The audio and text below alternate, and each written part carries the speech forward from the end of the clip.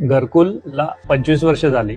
25 वर्षानंतर घरकुल एका नव्या वळणावर आलं. आपण जो प्रवास केला आणि जे सकारात्मक बदल दिसले ते आपल्याला लोकांसमोर आणायचे आहे. आतापर्यंत तुम्ही सगळी घरकुलची टूर बघितली, इथे मुलांसाठी असलेल्या सुविधा बघितल्या, मुलांचा आहार काय असतो ते बघितलं, पण आता इथून पुढे काय? जे आपण वर्तन बदल केले ते समाजासमोर आणणं खूप गरजेचं आहे आणि ते आपण कसे केले आणि कशा प्रकारे केले हे आपण आपल्या बोलण्यातनं आणि संदर्भातनं मांडणार आहोत. म्हणजे वर्तन बदल हे होऊ शकतात हे जेव्हा आम्हाला कळलं ते कशामुळे, तर 24 तास ऑब्झर्वेशन.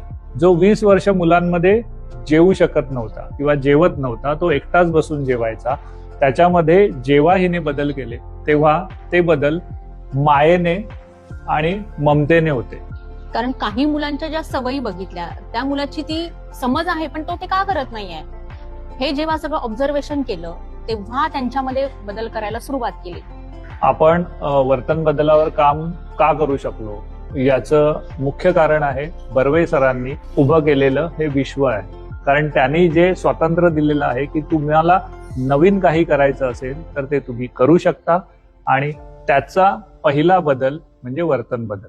त्याच्यात महत्वाचा जो भाग आहे तो आपण पुढच्या वेळी बघू.